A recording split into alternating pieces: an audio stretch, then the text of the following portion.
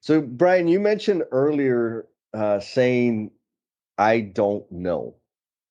How long did it take you to build that practice of just saying, I don't know? What time is it? Still working on it, huh? Still working on that one. I mean, yeah, it's tough to look like you don't know. I mean, like Renee says, we get that in our brain where we think that people think we don't know what's going on. We feel like people might lose confidence in us. And it's tough thinking that you always have to be right. Jesse here, and that strange voice you just heard in the opening is my good friend, Mr. Brian Winningham. This gentleman has a deep connection with the field, so deep that he's named his company Field Driven Lean. And I think by listening to this episode, you're going to get a sense of how much he really appreciates his upbringing and the men and women out there that are doing the work, executing the building that we deal with on the regular. And true to form, we're going to get into some touchy-feeling stuff. We talk about how he overcame dealing with the fear of being wrong, which of course seems to be the number one thing that Renee has been studying.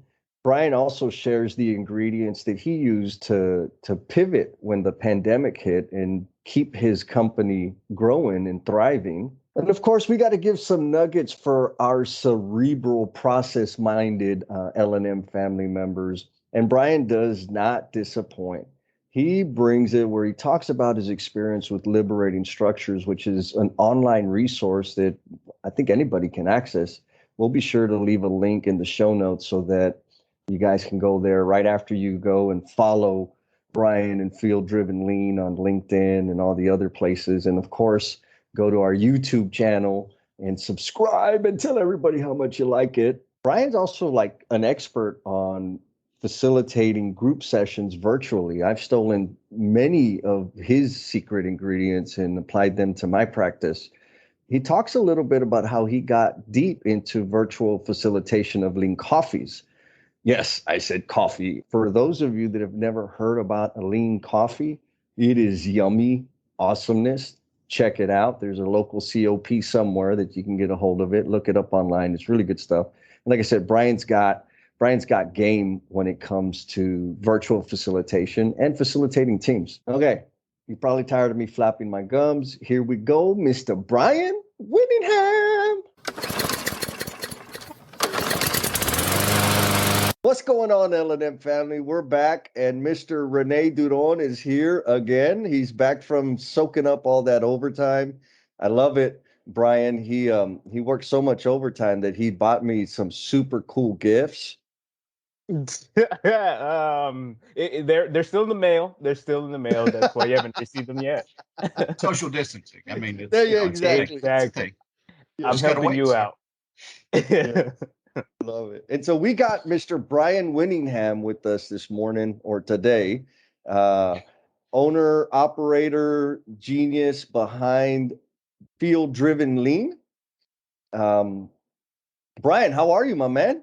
I'm doing great, Jesse. It's good to see you, both of you folks again. Likewise, man. It's super excited. Hometown, San Antonian, all three of us. You're in San Antonio today, Brian? I am. We should have just met somewhere and had some breakfast together instead of doing this. It's been a lot more fun. As I'm saying, I'm like, damn it, we could have had some really delicious tacos or something. Damn it. See, I don't think too far ahead usually. Well, we need to get you a studio set up, Jesse, where you can have in-studio guests and do this live, since we're about through this stupid pandemic thing. Yes. That's a good idea. I like it. And entry. AGC. AGC. You have some sound things, but maybe. Yeah, there's one spot in that room where you echo regardless. That is the strangest thing. I don't know if they meant to or not.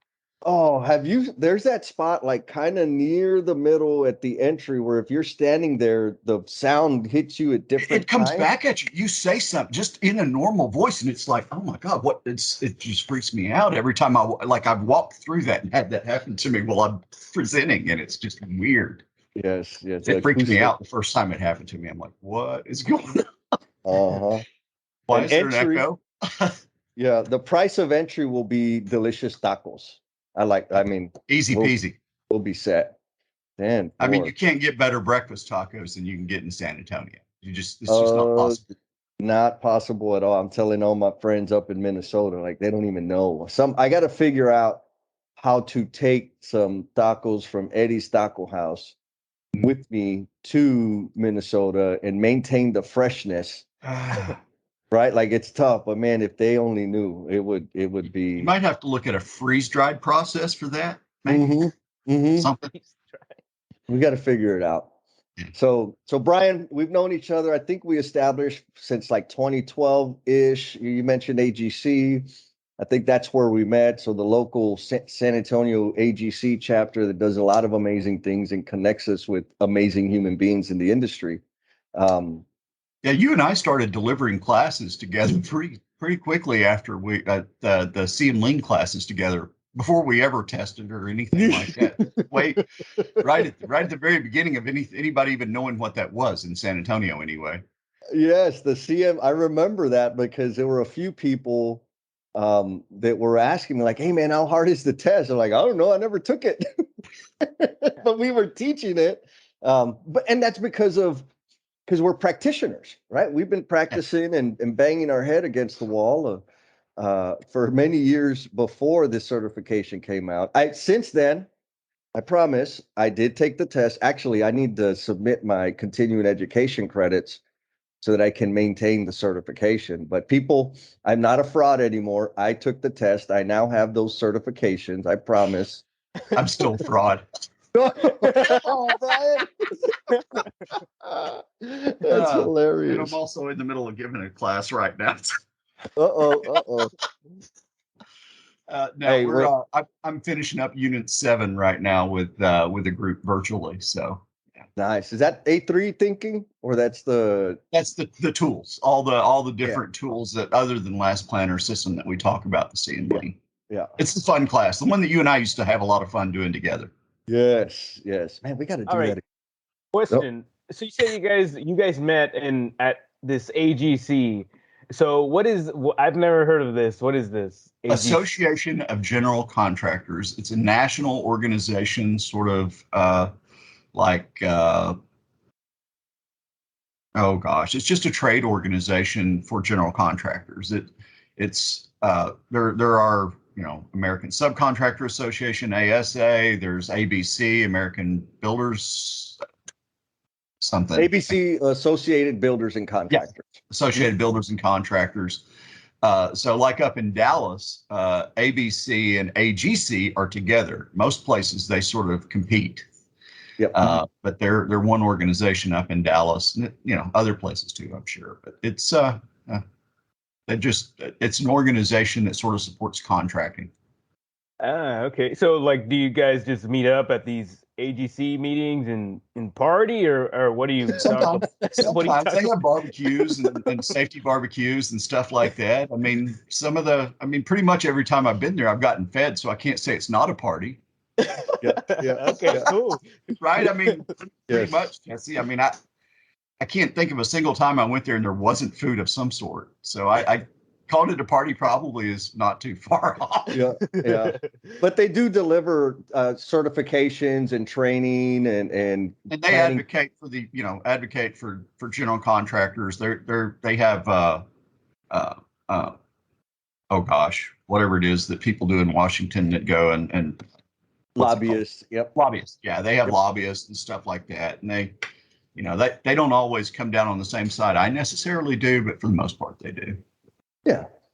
And they're providing a service. They provide services to the local building community. And that's really the important part of it. They recognize local, they have, best projects locally and stuff like that. And they do it on a national level also. I mean, everything feeds up into a national organization. So. Okay, that's cool. Who can come to these kinds of meetings? Anyone, I guess. I don't know of anyone that they would turn away. I mean, we've had manufacturing people show up. We've had all kinds of different folks show up for some of our classes anyway. And they do other kinds of classes. They do safety, OSHA 30 and those kind of things as well. a lot of that kind of stuff. So that, I mean, that's kind of what their job is, I guess, or what their role is in the industry, is kind of help train and advocate for, general contractors. Now, they don't advocate necessarily for all the trade partners, but And do people leave with certificates and stuff? sometimes. Yeah. Oh, okay, that's cool. Yeah, like the CM Lean course that we're talking about. You can get a certificate if you take the test. Well, you've got to, you've got to go through the 35 hours of training also. But yeah. That's a simple way, Jesse, for you to keep up your CM Lean credits that you need all the time. Your continuous learning. It's by teaching the class. Yes, I'm gonna try and finagle in these podcasts and see if I can get them to count like the live streams that I'm doing with Jennifer that you've been on, Brian, on 5S and relationships. We'll see. All your Gemba-based improvement stuff should work too. 100%. And it's all self-reported, so they're not going to say no. Right. But it's about, keeping the knowledge going and connecting. Keeping it fresh. Yeah, keeping it fresh. So with all of that magical background, Brian, what should the L&M family know about you, sir? I don't know. It's a hard one. My background, I've been in construction since I was 10. I started working. My mom decided when I was 10 that I didn't need to hang out during the summer and play with all my friends. I needed to go hang out with my dad and work. Mm-hmm. So I did. My dad managed a little lumber company in a small town in Arkansas where I was born and raised. And they did everything from fix appliances to sell screws and nails and carpet and linoleum and wood and all that kind of stuff to build houses and built like a whole development. So it was a lot of stuff like that that they did. And I got so much exposure to everything. I worked for a plumber for a while one summer. I worked for the electrical folks one summer. I did all the installation on every house they built, it seemed like, because it was the crappiest job and I was the youngest student. I learned a lot of stuff like, just it's been in what I've done almost my whole life, and then when I was 17 or so, I started pipelining with my dad. We moved away from Arkansas and started not from Arkansas, but from our hometown, but started pipelining everywhere, so I did everything on that too, started as a laborer and ended up operating equipment. I did some stuff with dynamite, which was a lot of fun. Wow, that's cool. Yeah. You have an article about that experience, don't you? I worked with this guy whose name was Lucky. Lucky was a failed country and western singer. He was a pretty interesting guy, but he was just kind of an a-hole too, but he didn't have any construction skills whatsoever. He was a good singer, but his choice of songs was just horrible. I mean, just horrible. But he had a really nice voice. He really did. But he would find the local watering hole, wherever that was, wherever he was working. And he had box of 45s in his truck of all his songs. And he would take those 45s in there and talk to the people that owned the place and get them to open up the jukebox. And he would put his records on the jukebox. Okay. And then when he would go in there, he would go in and he would play a little bit of Waylon or something like that, just a couple songs. And then he would play every song that he had on there and he would put them on repeat. He'd put like $10 or $15 in the jukebox. And, everybody was just like, stop. Get him out of here. Step away from the jukebox. But Lucky had gotten a bunch of DUIs too. Well, I don't know that he got arrested, but he'd wrecked a bunch of trucks driving home drunk from the bar a lot of times. So he went to high school with people that owned the company and was like sort of a pet project for them, I think, or something, because they kept him way past his effectiveness, which was pretty much nothing. But Lucky had wrecked a few trucks, and every time he was with a crew, they would just get mad at him and run him off and threaten to whoop his butt and just stuff like that. but finally, he'd wrecked enough trucks that he's in the worst truck that this company owns. It's like awful. Like the heater works all the time. You can't turn the heater off even during the summer. Oh, And, wow. it's just beat to crap. And, it's been hit, not just on a job, on a construction site. Well, and this is a right of way. So it's not like you're not trying to build anything flat or anything like that. You're putting it back like it was before. So you're driving over rough terrain all the time. It's pretty terrible. But I was working on a crew where once we would make a change in direction, a lot of times when the dynamite pattern wouldn't blow out correctly there, and we would have to go back after the machines got in and dug the dirt around and what had been broken. And we were, 90-pound jackhammers, the whole deal, worked all day. And it was on this really important corner where we were going more than one direction, and having to take off in different directions. So we up there and we get all the dynamite loaded, and we're using, like, Jesse, these dynamite sticks were 16 inches long by 2 inches around.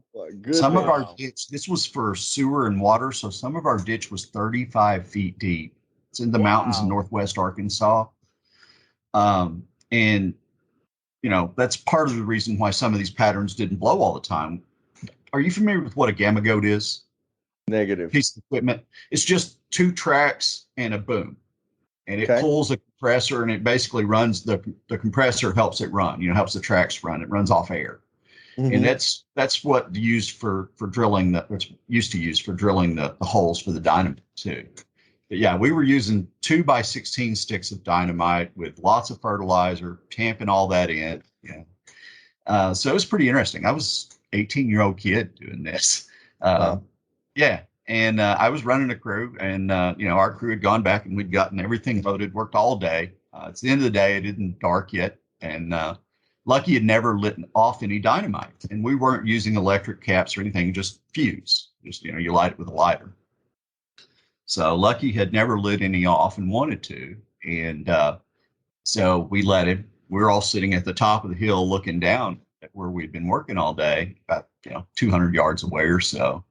And Lucky backs his truck up right to the ditch where this dynamite, where we'd put all this dynamite, and left it running, left the door open, and went down there. And he picks up the fuse, and he gets out his Bic and starts lighting it. And when you light dynamite fuse, it's a little bit weird. It kind of starts to spit at you when it finally does light. And, it's just it's kind of shocking, because what's in the ground is kind of scary to think about, right? So, and it's burning. Oh God, now, what's going to happen next? So he does it, he lights it, and it starts spitting at him, and he throws it down. He runs, he jumps in the truck, throws it in reverse, and backs right off in the ditch on top of the dynamite. Oh. And it's not a real deep ditch or anything, but he's sitting there and he's trying to rock that truck out, trying to get it out of the ditch. And then he looks behind him and he sees that fuel tank that's sitting there with all that diesel in it behind him in the truck. And he jumps out of the truck. And so I didn't really describe Lucky, but Lucky was one of these old time cowboys. He wore cowboy boots, pearl button shirt, unbuttoned down to about the belly button, with no t-shirt or anything underneath, all the hair showing, and a Mr. T starter kit. This is the 80s. Yeah, he had 7, 8 gold chains on, and he's running up the hill with his cowboy hat, running away up towards where we are. His cowboy hat flies off. His gold chains are just a swinging back. Nice. And then it boomed, and then it went off. Wow. And I don't know how in the world that Lucky wasn't hit by any rocks or anything, because there was stuff up in the air flying and coming down for a while. I think he probably couldn't hear for 2 or 3 days after that. Jeez. But he didn't get hit by any rocks. He wasn't hurt. He was okay. And it blew the axle off that truck. So he killed one more truck for that. After that, they didn't give him enough. That was it. My goodness. So that was one of my introductions to construction, I guess. So. Yeah. So you were doing insulation because you just said, man, that work looks so challenging. I want to learn how to be an expert. Yeah. And I also, one summer I spent working in attics, and it was when we had 115 degree. I mean, it was like the worst heat wave we'd ever had. We had the highest temperature in the nation one day in my little hometown. Yeah. And everybody needed new air conditioners during that summer. So I was the one that got to go up in all the attics too at 15. Ooh, baby. Oh man, you Ooh. sweat that out, boy. So Yeah. with all this mix of excitement and adventures that you were having at such a young age, what were your earliest career aspirations? I wanted to work out in the field. I mean, Yeah. I really enjoyed it. I mean, that was fun. You know, I liked having people work for me, like working on a crew and then having folks work for me. So, I really didn't have a lot of aspirations past there. Just go get a job, Yeah. and work and do something you love. I mean, Jesse, pipelining, at 17, 18 years old when I was pipelining, I was homeschooling and going to Yeah. school at night. But I was working so many hours that at $5 an hour, I was clearing over $500 a week. Mm, Whoa. Yeah. man, there ain't no sleep time in that. And that's kind of the way pipeline was back then. It was Yeah. 14, 15-hour days, 7 days a week. And, Yeah. if it rained, you didn't work. But if Right. it So you wasn't got to raining, get it when the you're getting's there. good. So what was it about working in the field that helped you say, man, this is what I want to do? I think a lot of it was just getting to go be with my dad, and just Uh, hang out with him all the time, from being a kid, I mean, and I mean, what boy doesn't, especially if your dad does something like that, what boy doesn't want to go do, hang out and all that stuff. So, I mean, at 10, 11 years old, I was getting to wait on customers in that store and learning, all that stuff. So, yeah, it was great. It was amazing, learning all that stuff. And it was almost something new every day. yeah. Yeah. And so how much like that experience of having a deep connection and appreciation for the field, how much did that play into the name of your company now? It's all of it. I mean, it's everything. And it's always been everything my whole career, even to the detriment of my career, I think, at times. Yeah, it's just, So that's the most important part. so when you say to the detriment of your career, what do you mean? Just, I always felt more of an affinity with those folks, I think, than I did in the folks in the head shed. Ah, got you. So created some conflicts between. Yeah. I just didn't always think like the folks in the head shed did about stuff. Got it. Got it. Yeah. Oh, I agree. Rather, the feeling is mutual. I've had that struggle where, come on, man, like this work that we're putting out there does not serve. Like we can do better for them, for the men and women out there that are doing Well, and for our clients too. I mean, exactly. if you don't treat those people in the field right, then you're not doing right by your clients either. You're Mm, just not, because you're not going to get the best job if you treat people like crap. right. So, Right.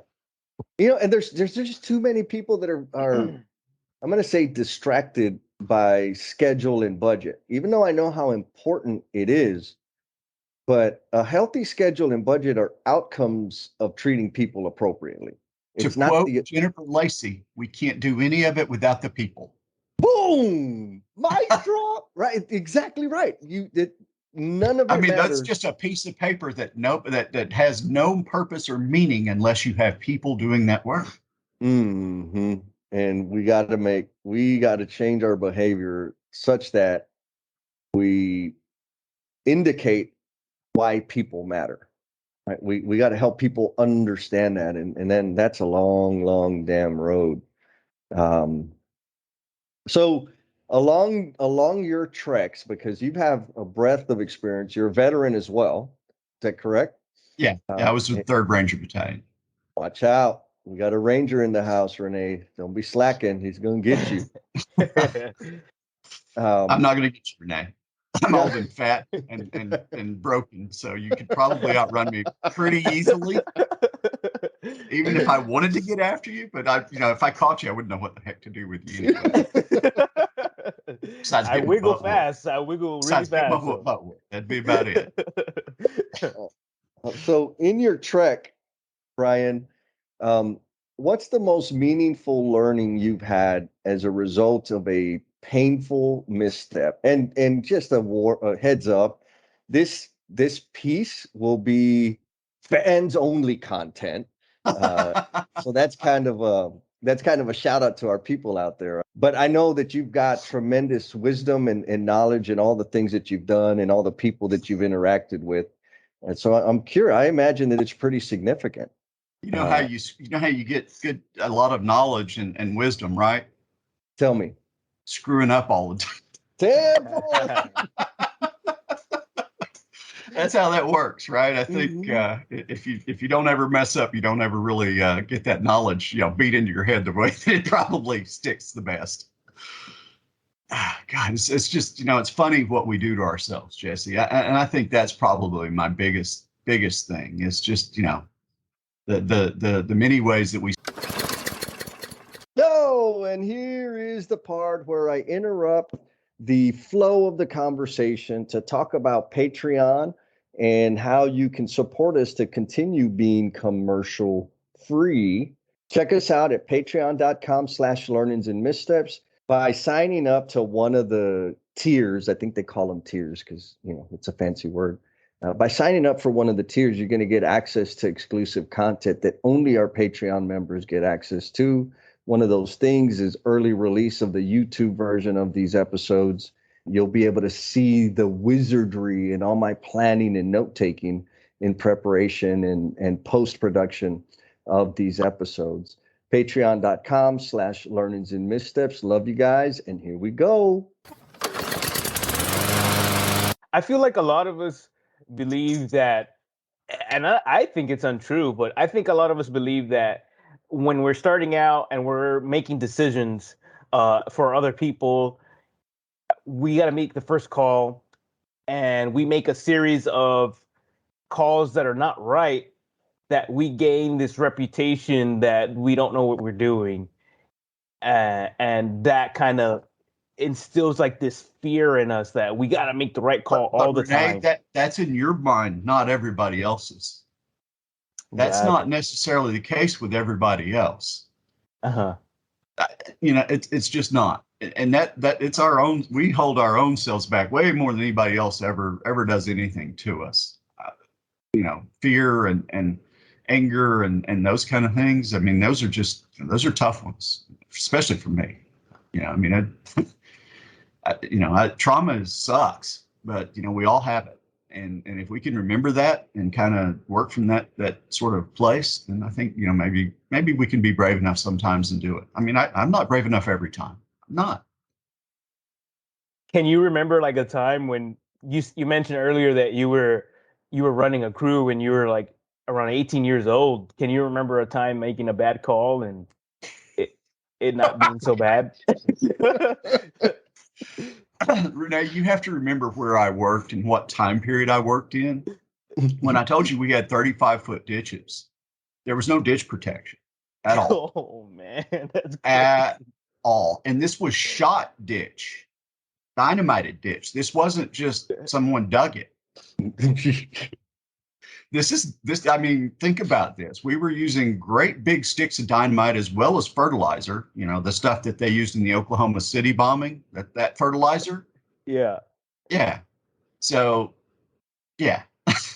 That didn't go bad. I'm still here. So there was no benching or shoring or anything. Well, I mean, there was benching. Yeah. The good operators did bench. They knew. They didn't want to have to dig somebody out. They knew what the heck was up. And they did. And usually the ditches I was in were ones that my dad had dug. So, not that he is Superman or anything, although I did see him fly once. So we were in Oklahoma, and I started out pipelining, oiling for my dad. That's what I started doing. An oiler works on pieces of equipment and makes sure that they're kept that it's not a mechanic. But you keep everything oiled, you keep all the dirt, out of the tracks and whatever. You're just a gopher, you help the operator and hopefully you get a chance to sit in the seat and learn to operate if it's a good operator, and they'll let you. But I started out as an oiler for my dad, and I watched him one time. It scared the crap out of me. But they had this lowboy because you always had to load these. And he was in a link belt about 4,300, which was the biggest one they made at the time. And he was going to put the link belt up on this lowboy, trailer, and it picked up the back of the truck, and the trailer brakes were not working on this trailer, and it picked up the back of the truck, and they were on a hill, and you back the piece of equipment up onto the lowboy, and he's already got his tracks up off the ground. So now the thing is starting to roll down the hill with him halfway on. So he's got that bucket, he's slamming that bucket into the ground, trying to stop that truck from. And I think we had to pry that seat cover out of his rear end when he finally did stop. He got to the bottom of the hill and stopped rolling. But that was pretty interesting day too. I mean, there were some interesting folks that worked there. I watched a guy turn a rubber-tired backhoe upside. Well, I didn't watch him turn it over. I saw the backhoe after he had turned it over. But he turned it all the way completely upside down. Didn't even turn it off. Just got in his truck and left and went home for the day. Wow. Okay, I'm done for the day. Oh my goodness. Yeah. But he was still operator the next day, right? No, they fired him, but they brought him back. Okay. I mean, this was a small company. It was like that. I mean, everybody got fired at least once by then. That was the way it went. Okay. Nice. So, Brian, you mentioned earlier saying, I don't know. How long did it take you to build that practice of just saying, I don't know? What time is it? Still working on it, huh? Still working on that one. I mean, yeah. It's tough to look like you don't know. I mean, like Renee says, we get that in our brain where we think that people think we don't know what's going on. We feel like people might lose confidence in us, and it's tough thinking that you always have to be right. Yeah. Where do you think that comes from? Oh God, I know exactly where it comes from. All right, tell me. Let's go. My mom was mentally ill and a perfectionist, and all kinds of things like that. So, yeah, lots of childhood trauma for that. Got it. Well, and I see that same behavior in our industry, like rampant, where people, as they grow in their career and their influence and responsibility expands, they also have the same fear of saying, I don't know. And we don't do a good job of training folks. Once we get those really good foremen or superintendents or project managers, and we want to move them up to that next level, we just don't tell them how to even do that next level. We just expect them to already know, even though it's a completely different skill set. I mean, if you're going to go be a project executive, that's not the same as being a project manager. But we don't tell them anything more. We don't train them any different. We just throw them in and say, go figure that out, and expect it to go really well. And it doesn't. People don't get treated well. I mean, I've been able to observe that coming up as a plumber and then working in the space that I work now. Now what I've been able to see is, especially like that engineer, field engineer, project manager, project executive track, people get really good at managing things, right? And we don't teach them anything about how to deal with people. You got it. And then they get to the PM, senior PM, PX level, and now they're responsible for guiding and developing a team, but they do it like they're managing a thing, right? And so there's this. I think it's an enormous market to go and maybe offer some value, where they progress. They get to this spot where now all of a sudden they're not treating people very well. People aren't growing and developing around them. So funny. And now we hire a executive coach. Like, okay, now you suck. Let's teach you these skills. But that's at the VP level, Jesse. That's not at the project manager level. It's like that you're on your own figuring all that out until you get to a point where we really like you. Yeah, and then we're going to try to teach you the skills to treat people like after human you've beings. Already been this way in your career for 15 years. Exactly. What do you think about that? I think that's stupid. Is it fun? No. So, one of the things that I'm doing, when the pandemic hit, my business went to zero, all the way to nothing, because I was not 100% traveling on the road, going places. Yep. And all of that ended, and no travel, people weren't bringing me in. There was nothing. So I've slowly sort of figured out different ways, and want to do different things, and do more different things. So I'm doing some CM Lean. I'm doing a full CM Lean virtual course. And Yep. I'm doing that again next year, also for TechSo at the beginning of the year. But one of the things that I've started doing, sort of, is just I've got a little small cohort. And that is the best thing that I'm doing right now. It's 6 folks, and I purposely targeted people at the project manager or that level of and below, because they don't get access to coaching of any sort, ever. And this has been so amazing. It's just Adam Hoots will tell you, he's in my cohort, and it's just been more than I ever could have imagined. So we meet for 2 hours once a month. Okay. And I'll do maybe 10, 15, 20 minutes of directed learning, just something, something that I've seen in the months since I've talked to them, and say, here it is. And we talk about it. And then we just problem solve for the rest of our time together. And they bring their problems, and they all solve their. It's pretty easy for me. I just sit there and kind of help facilitate. Yeah. And they're developing relationships between each other, and it's the best thing I think that I'm doing. And it's really hard to get people to understand it. Yes, I feel you 100%. I mean, I would love to be doing 3 or 4 of these a week or a month or whatever. And it's, I've got some folks who see the value in it, 2 or 3 or 4 folks who are ready to sign up for that next class. And it's just understanding how to tell people what it is. I mean, it's my fault, if I could figure out how to get it explained well enough that people understood what they get out of it, then, I think it'd be easier.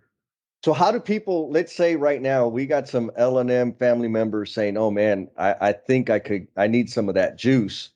How do they just reach out to me? Yeah. Yeah. I don't have I'm getting ready to set up the next class. I've got a couple folks lined up already, and several that said they're interested. But just reach out to me. I'm looking to do, like I said, 3 or 4 or 5 of these a year. Okay. And it's a year-long commitment from the folks. So we meet once a month for 2 hours every month. I sent them a nice little care package. They got nice little field-driven lean shirts and some other stuff. Do you send a hat? Your whiz bang hat there? Oh, there we go. Nice. Now they get a field-driven lean hat, but this is special. They don't. That's the hat. I love it. I think you're pretty sure I am Tweedledum, though. Yeah. I'm not.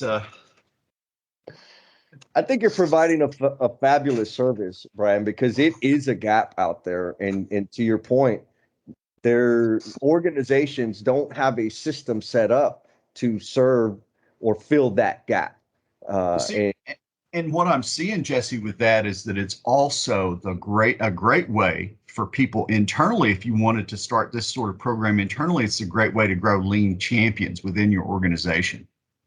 Ooh, so tell me more. That sounds interesting. So that's sort of the next step I'm seeing with this is taking this sort of to customers, and larger customers probably, but one organization in particular that I'm working with that I'm thinking about doing this with. But they're a nationwide organization, have people all over. I'd rather that the folks didn't work together in the groups, because I think that could maybe keep some folks from maybe participating as freely. Right. I don't mind if they work for the same company, as long as they're not like on the same project or in the same department or whatever. Power dynamics can muddy up. Yes. Yep. Because what stays in Vegas, what happens in Vegas stays in Vegas. We make sure that's one of the rules. I mean, that has to be, that trust has to be earned and built over time. Yes. So, that's what I kind of see as a way, and that's what I've seen work really well for organizations too, is to start, finding those people who are interested, and then start to give them some knowledge. and let them meet together and sort of grow that interest together. I mean, man, the stuff that bubbles up there is just going to be so great when you do that. Yeah.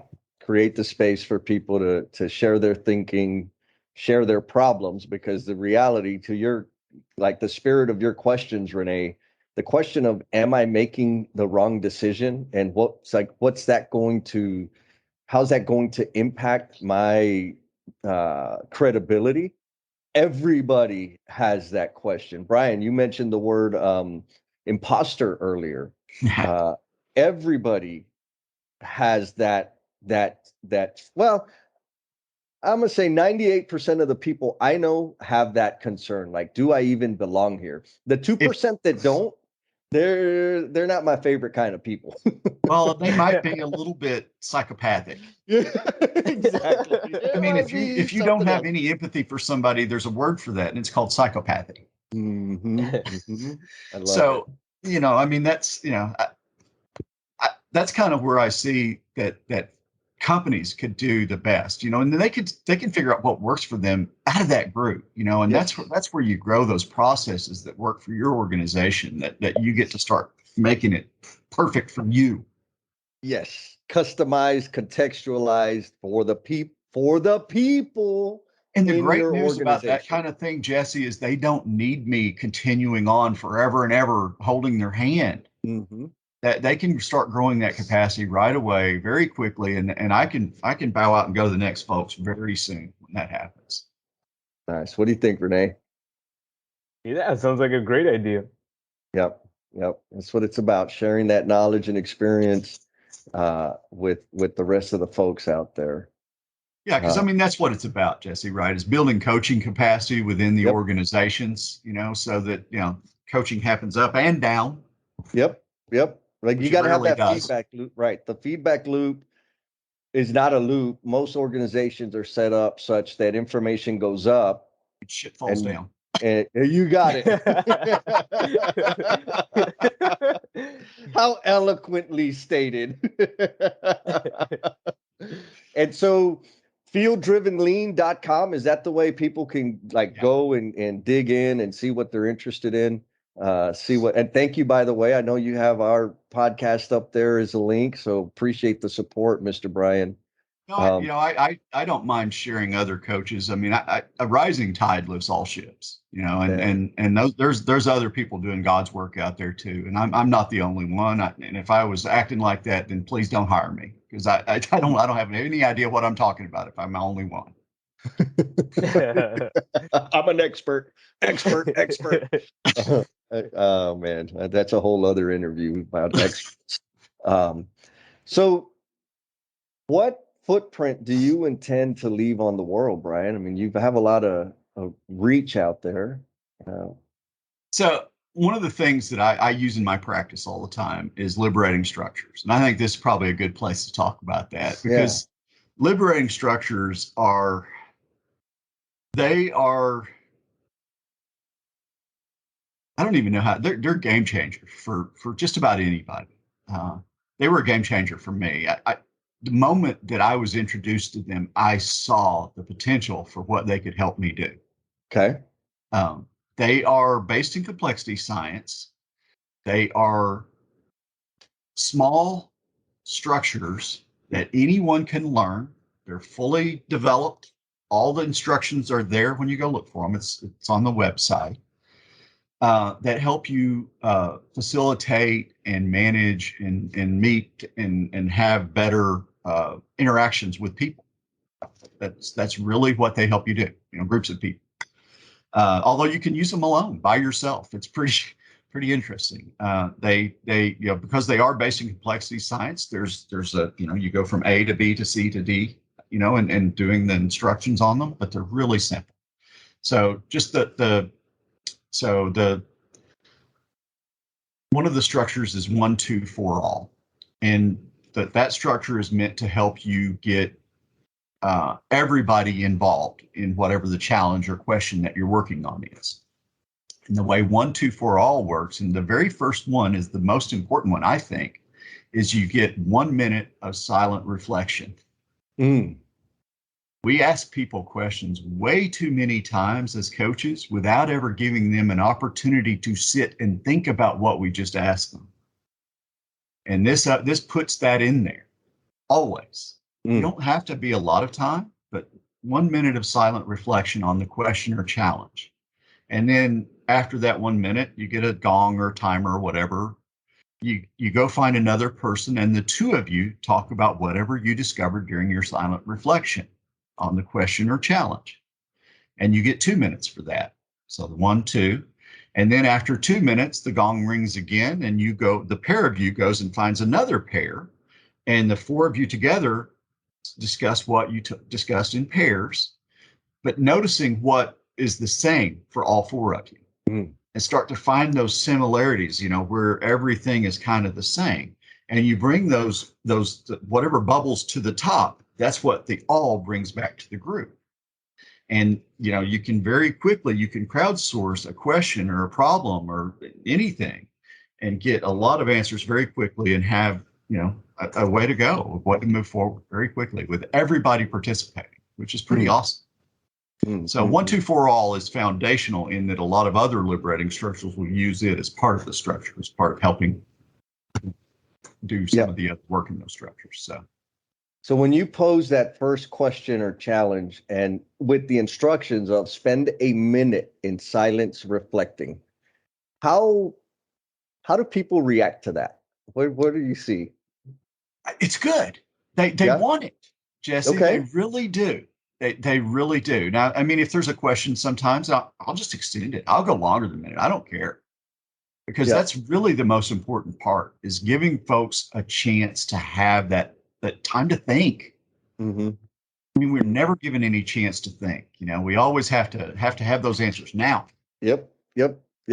And that's stupid. It's not the right way to go about it. We really should take a minute and I mean, before I respond to my wife, the way that I respond to her sometimes, I really ought to take a darn minute and think about what I'm about to say and maybe figure out how I'm going to say it. And maybe if we move that practice into our personal life and just into our life in general, and not always having to say something right away. I mean, I'm terrible about that. That's me to a T. It reminds me, because it's such an uncommon behavior, like we're just conditioned, right? Question, response, thought, response. You only have 5 seconds. Right. Ryan Tingy, who's awesome. I worked with him previously. One day he's like, "Hey, Jess, are you being completely transparent and open with me?" I'm like, "Well, yeah, of course. Like, what makes you think I'm not?" He's like, "Well, when I ask you or when we're talking, there's always a pause between what I ask or say and what you respond." I'm like, "Yeah." And that is a skill that I've only begun to develop. Like, it's a new thing. And I'm like, "Yeah, okay." He's like, "Well, it kind of makes me feel like you're just filtering your words and being more calculated about your response." I was like, "Oh, well, that's interesting." I was like, "Well, I appreciate the feedback. But the reason behind it is, to your point, Brian, rather than respond in an emotional state, I want to process what you just said and make sure I'm understanding what the intent of the question and respond in such a way that it serves you and serves this conversation." Respect. With respect. It's more respect, Jesse, when you think about it. Answering quickly is not as respectful as taking time to hear what somebody's saying and think about what they said and formulating an answer, a thoughtful answer. Is way more respectful than just off the hip. Yeah. Well, but again, it's not thought of that way. It made him feel weird. It made him feel weird. Like, what do you like? What was my? I'm like, dude, I'm not that smart to be like calculating stuff. Like, I'm just talking. I'm just trying not to be rude and be a jerk. Like, that's all I'm trying to do here. He's like, "Oh, okay, good." Like, you really don't know me if you think I can calculate past about this many. Maybe if I take my shoes off. Yeah, that's awesome. Like, reminds me when you ask a kid, "How old are you?" "This many." Oh man, this was an awesome conversation. And for folks out there, if you don't know, Brian is also a skilled writer. He's got some poetry out there. He's I'm in got trouble some. right now. I don't know what's going on. My Medium site is blocked right now. I've got to figure out what's happening there. Really? Yeah, here. Let's see. Yeah, when I go on there, there's a banner across the top. Since this count was under investigation and was found in violation of medium rules. So Oh, nobody can okay. get to it right now, but we'll edit this part out. But anyway, it Yeah, should be you good in a got day it. or two. I've emailed them now, so I'm not sure what I did. Okay. No worries, man. But I'll make sure and put some links in the show notes so that people can access it. Um, is there anything that you wanted to cover or bring to our audience that we haven't touched on?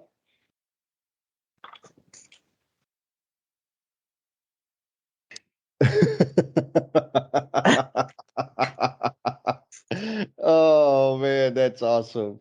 So listeners, y'all got to go to the YouTube version of this episode to see all of the super cool hats that Brian's like he's got a costume party going So on over here. very early in the pandemic, I started holding lean coffees for Mm, LCI and anybody else. I had lean coffees with one other person in them virtually. Jesse, I did. nice.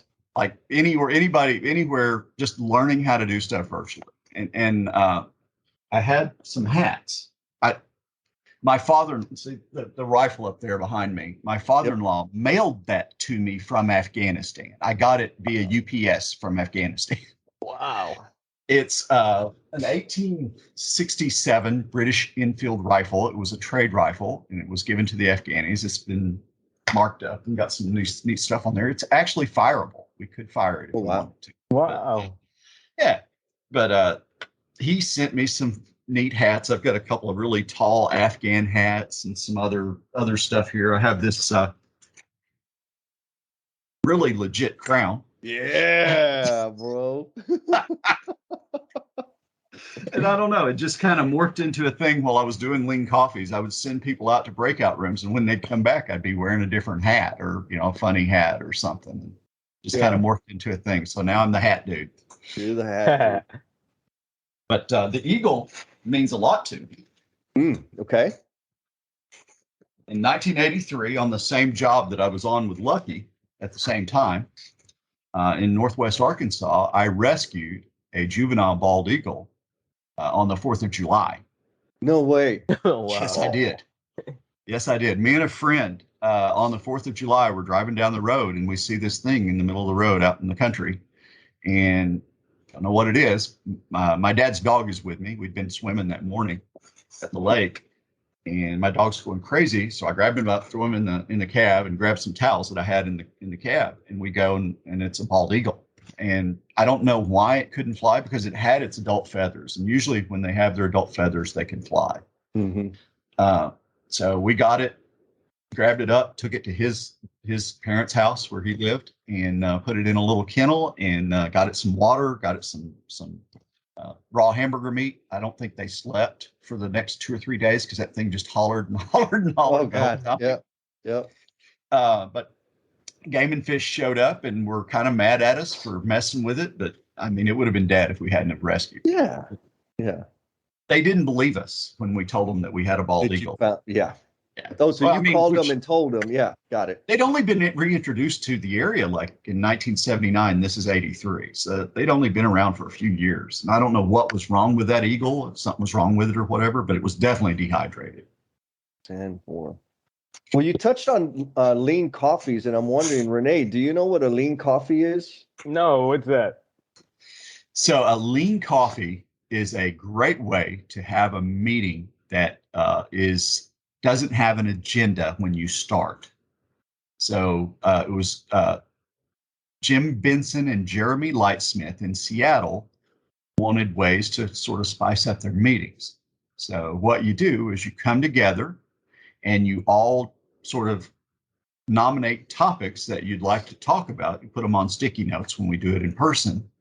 And usually you can have like a unifying theme if you want to, but you don't have to. It could be wide open about anything. And it's a way to have an unstructured or a structured meeting without an agenda. So you create the agenda as you go. So everybody puts whatever topics they would like to up on the board, and then everyone gets a chance to go up and vote on those topics, 2, 3 votes or whatever that is. And whatever the highest vote getting topic is, you grab it, and as a group, you talk about it for 8 minutes. And then you decide if you want to talk about it a little bit more, and then you ask everyone for takeaways on what, on the conversation, and you gather those up afterwards and go on to the next topic. So. Oh, that's cool. So it's sort of a crowdsourcing, what you're going to do, what your meeting's going to be about. And they usually result in very deep, meaningful conversations. And the most important, or in my head, the most valuable piece is everybody's going to talk about what they want to talk about. And because everybody had a say in it, the dialogue is much richer than what a typical meeting would be, where one person's the talking head and everybody's there just kind of listening. It's a great way to connect with people, for sure. I've become very anti-agenda for meetings for myself. I know, the things that I might want to accomplish, and I don't mind having that, but having a full step-by-step agenda, we're going to spend 5 minutes on this. It's just so rigid. It doesn't allow us to really solve anything. And if we're having a meeting and not solving things, then why are we having a meeting? Exactly. You're going to send a damn email. Or just don't even talk to me if we're not solving anything. I mean, yes. Do we need to be here? And that's something that I think we've gotten way too much of during the pandemic, because it's so easy to jump on a Zoom or a Teams and waste time. Well, one of my clients has instituted, and I love the policy, is that every 30-minute meeting is now 25 minutes. Every hour meeting is now 50 minutes. Mm-hmm. And you've got that 10 minutes between. Yeah, get through it. And now we can process, identify action items, get it on your calendar, and prep for the next whatever the hell it is you got to do. That's a solid practice. Yeah. Well, probably still not enough, but still. Oh, it's a move in the right direction. It's a move in the right direction, 100%. Well, and they also instituted a policy that it's okay if you feel like you don't need to be at a meeting, just don't go. Yep. That's always a question I have. And I don't like first time. What am I adding? What am I adding? What is my purpose? What value do you seek from me? And what value am I going to receive? If I can't add any value, I don't need to be there. And if I'm not going to receive any value, selfishly, I don't really want to be there. It's Liberating Structures has this, it's very Lean Coffee-esque, but it's called Open Space. And it's a structure outside of Liberating Structures also.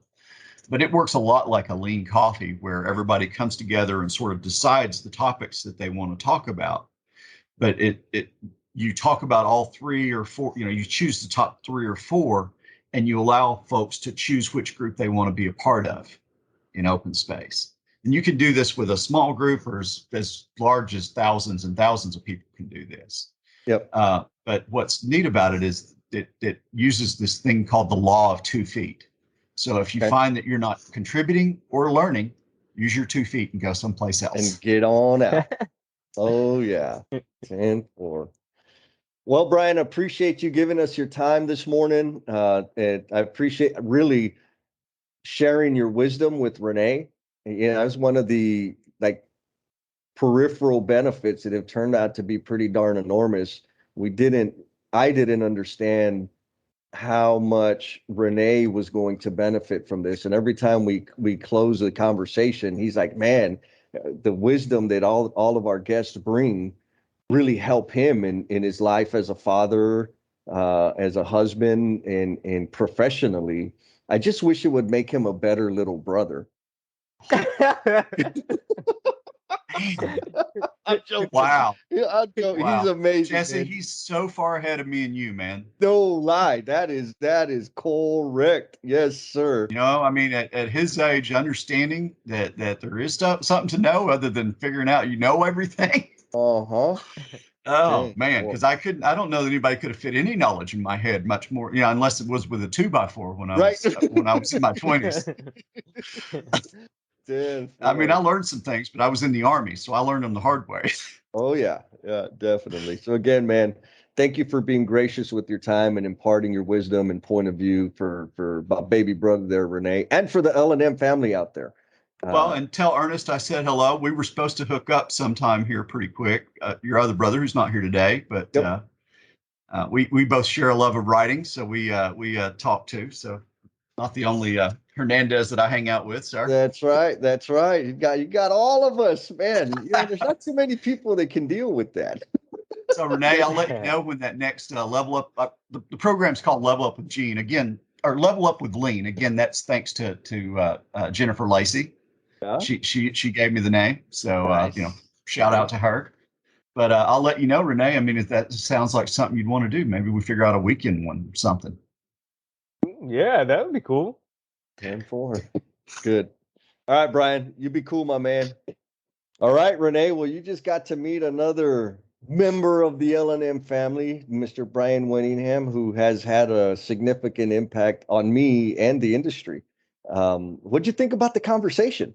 Fantastic conversation. I really appreciated the authenticity of Brian Winningham. I appreciate the wisdom and the conversation we had on fighting the imposter syndrome. I think there's a lot the L&M family has to learn from this interview, and I think we have a shout out to do. Yeah, we do have a shout out. So the shout out is for Mr. Faye Blend, who we've connected through LinkedIn and the live streams that we've been doing, the 5S in relationship live streams that we've been doing with Miss Jennifer Lacey. And so Faye says, it is always a pleasure. Nothing matches the zeal to want to be a better version of oneself. Just as a process improvement is vital for a startup with great vision, continuous personal improvement is also vital for everyone who desires a better life. You and your co-host, he's not talking about you, he's talking about Jennifer, give insights, and that is like the fuel needed to continue on a journey of personal improvement. I celebrate you. Faye, we celebrate you, my man. He is a fierce supporter. And those words, man, like, doesn't that make you feel like, oh, I feel good now? Doesn't it help fight the imposter syndrome? What do you think, Renee? Yeah, for sure. It's very reaffirming. And, all the fancy words make me want to stick my pinky out when I take a drink of my water. You're a goofball. And so here's some feedback for you, Renee. I missed you. I didn't know how much I missed you on these interviews.